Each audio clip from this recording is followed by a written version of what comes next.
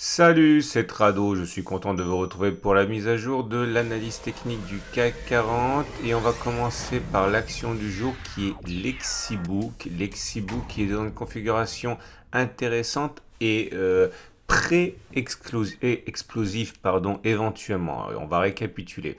Nous avons donc ici une tendance qui est haussière. On est au-dessus de la M50 qui monte, au-dessus de la M20 qui monte, au-dessus de la M7 qui monte. Autrement dit, la tendance de fond est haussière, la tendance générale est haussière et la tendance immédiate est haussière. En plus de ça, il vient de se produire un croisement fort M7-M20. C'est-à-dire que la M7 qui montait vient de croiser la M20 qui montait déjà.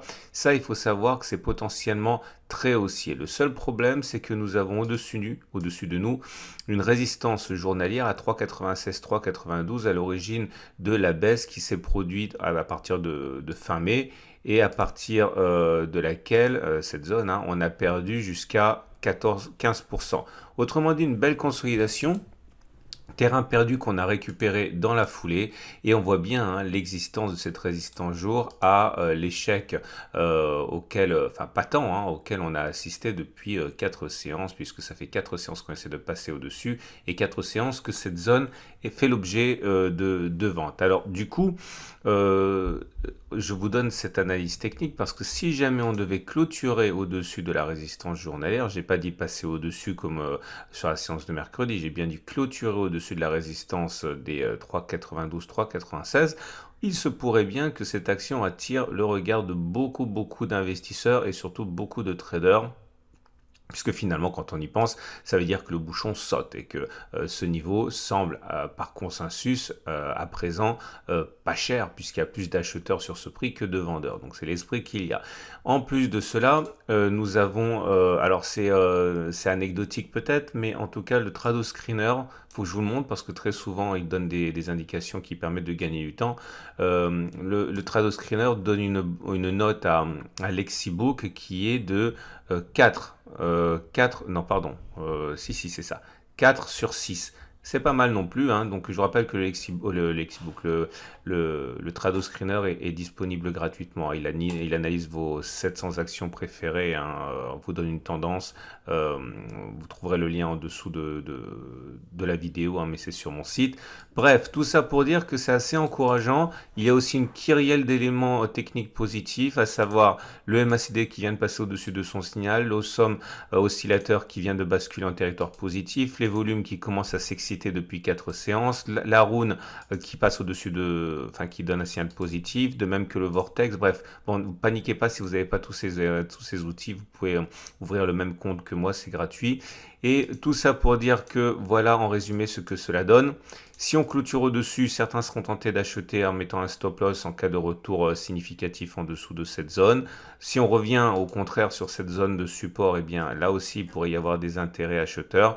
En tout cas, ça mérite clairement que l'on s'attache à suivre cette action. Voilà, j'espère que ça a été clair si vous débutez l'analyse technique et le trading. Si ça vous a plu, pensez à vous abonner à ma chaîne YouTube ou à me suivre sur Twitter, sur Facebook, sur Boursorama. Je fais des vidéos tous les jours et on va passer... ah oui, si vous voulez également découvrir les podcasts avec les meilleurs traders que je connais, eh bien vous avez également le lien en dessous de la vidéo. Bref, tout ce dont vous avez besoin pour commencer.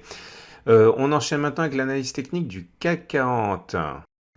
Et on enchaîne donc avec le CAC 40 qui nous offre une très mauvaise séance. Imaginez plutôt 0,91% alors qu'en pire de la séance, on a même perdu 1,41%. Donc on s'en sort finalement pas trop mal. Il demeure que on se rapproche dangereusement du support journalier des 6423, 6375 après avoir cassé le support intermédiaire des 6513. Un retour sur cette zone, encore une fois, semble assez plausible. Ça correspondrait, c'est bien d'utiliser les Fibonacci en conjonction parce que les traders aiment bien rentrer sur des niveaux de Fibonacci. À présent, on peut le voir, les 38,2% ont servi de repli, base de repli passager, mais un retour sur les 6419 correspondrait aux 50% de Fibonacci qui intéressent les traders haussiers et également les 6355. Donc, ce sont deux niveaux qui pourraient tout à fait être sollicités. On a également la possibilité de voir l'efficacité et le suivi de cette oblique là, hein. Il faudra donc se méfier des rebonds éventuels parce qu'il risque à partir de maintenant d'y avoir des tirs de barrage sur ces niveaux. À noter également que le chandelier japonais du jour fait écho à au mauvais chandelier de la veille avec une longue mèche haute, avec une clôture dans le tiers baissier, on l'avait déjà mentionné. Et en ce sens, là, le chandelier du jour est mauvais également. Un, parce qu'il est rouge, ce qui veut dire que l'on clôture plus bas que l'on a ouvert. Deux, parce que on termine dans le tiers baissier, donc il est absolument plausible que l'on aille encore plus bas.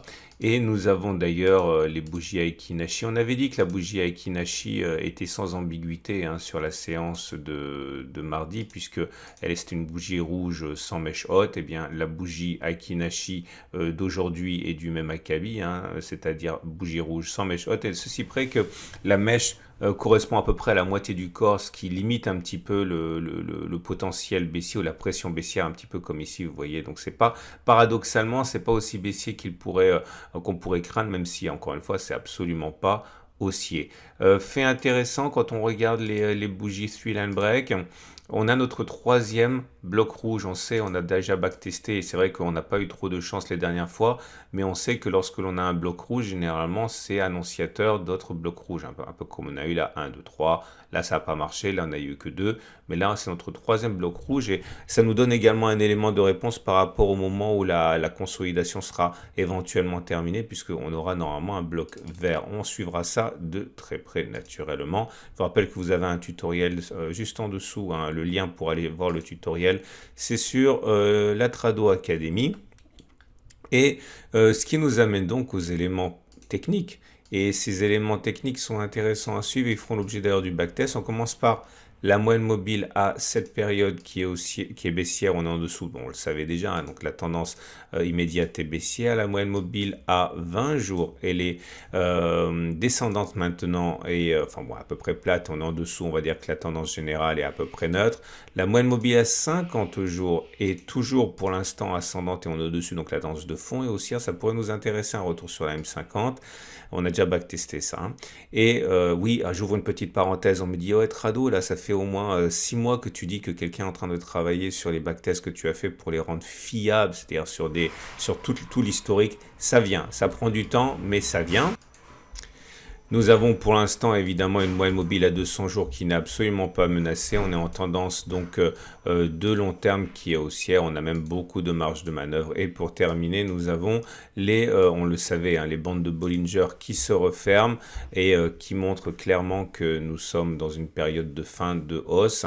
Attention, fin de hausse ne veut pas dire baisse. Fin de hausse veut dire latéralisation ou baisse. Pour l'instant, on ne peut pas conclure à autre chose hein, qu'une fin de hausse. Regardez d'ailleurs comme la Bollinger Infère a joué son rôle de support dynamique.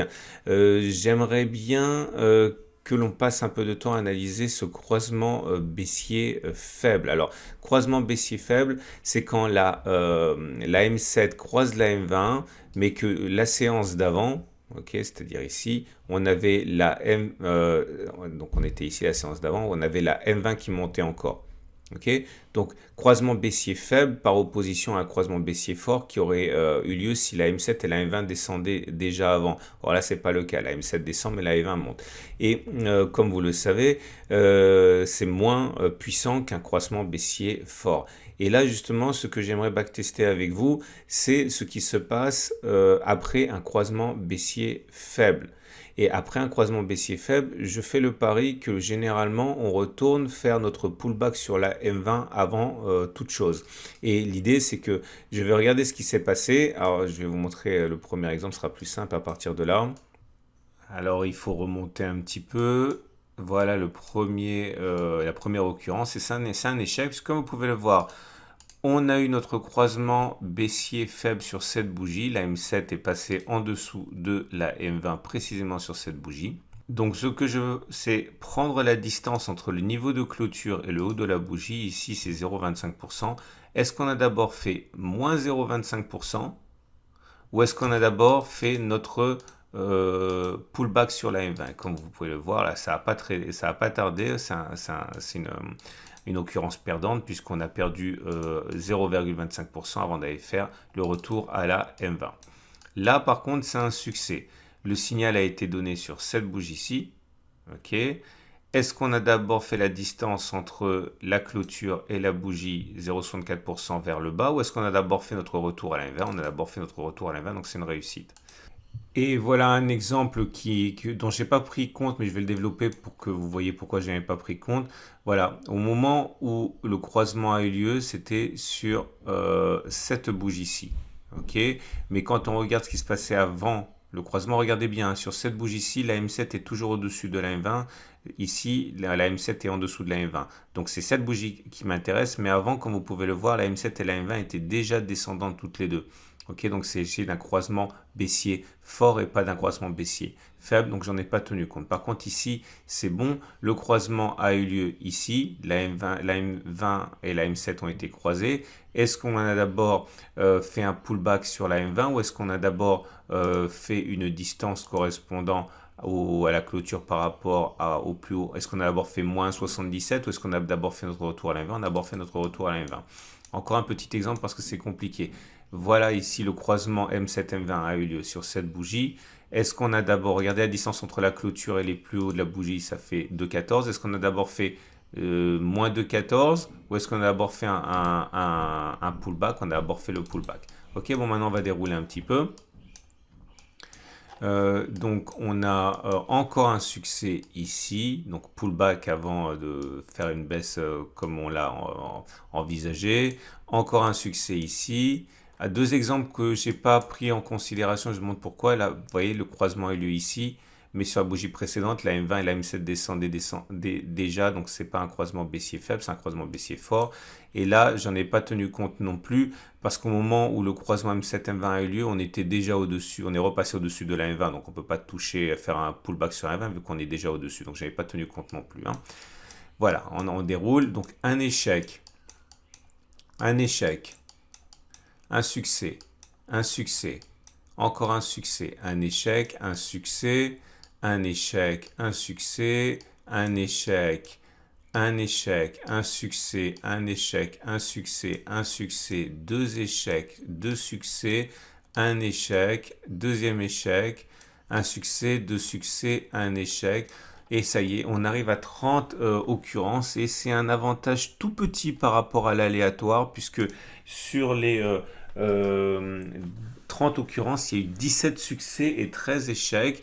Donc si ce backtest était valable, et il ne l'est pas parce qu'on ne peut pas tirer des lois sur 30 occurrences, il faut savoir que lorsque l'on a un croisement baissier faible, il est plus plausible que l'on ait d'abord un pullback sur la M20 avant d'éventuellement aller plus bas.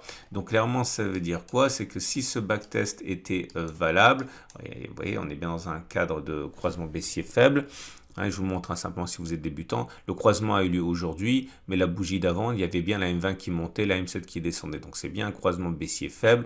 Donc il serait plus plausible que l'on fasse un retour sur la M20, donc clairement que l'on gagne à peu près 1%, plutôt que faire plus 1,05 vers le bas, donc moins 1,05 comme ça. Alors, c'est un peu ténu comme avantage, mais bon, voilà, c'est la base du trading. Hein. On s'appuie sur des cas qui sont documentés et qui vous donnent un avantage par rapport à l'aléatoire. Et bon, a priori, si ce backtest était valable, il vous donne un avantage par rapport à l'aléatoire. Et ça ne veut pas dire que la baisse est terminée, vous avez bien compris. Ça veut dire simplement que statistiquement, on a plus de chances de faire ça et ça que de faire ça.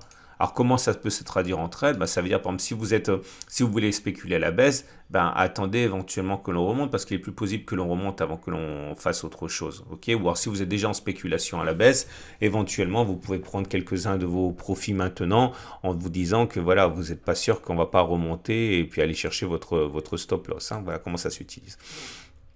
Et donc, nous avons pour terminer les éléments techniques, mais il n'y a rien de nouveau. Regardez l'Ishimoku. L'Ishimoku nous dit que ben, c'est pas une très très bonne nouvelle tout ça, puisque on avait une tendance de fond qui était haussière et ça n'a pas changé. On est toujours au-dessus du nuage Ishimoku. Par contre, vous voyez, la Tenkan descend, on est en dessous, donc la tendance immédiate est baissière. On vient de casser la Kijun qui descend pas.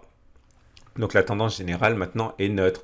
Dans ces conditions, le prochain signal Ishimoku serait le fait que l'on repasse au-dessus de la Kijun, soit que l'on aille chercher et qu'on réagisse sur le nuage. Mais pour l'instant, c'est vrai que l'Ishimoku nous dit qu'il y a soudainement une dégradation.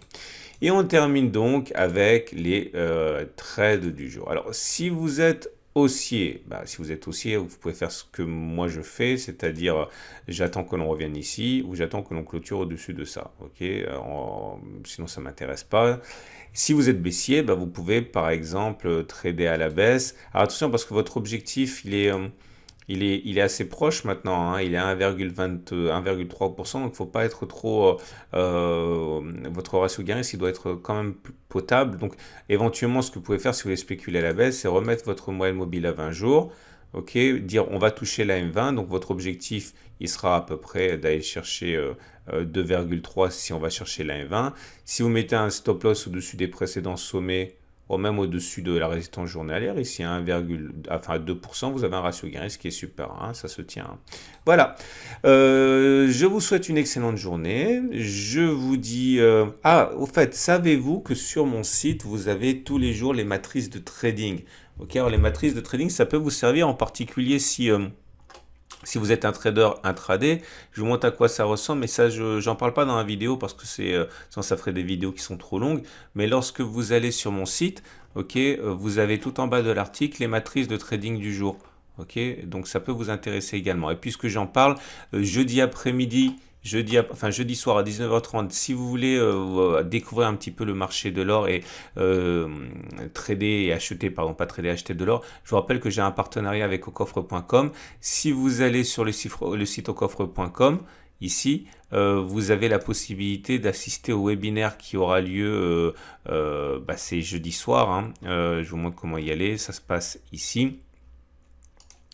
Et lorsque vous êtes sur le site docoffre.com, vous allez à l'accueil et à l'accueil, vous allez trouver le lien qui vous amène vers l'inscription au... Alors je me mets là, désolé, c'est un petit peu long. Ah non, c'est là, hop, pardon. Donc ici, inscription au prochain webinaire, c'est jeudi soir à 19h30. Bon, c'est gratuit naturellement et vous aurez une idée de comment vous y prendre si vous voulez investir en métaux précieux. Voilà, à demain pour la mise à jour.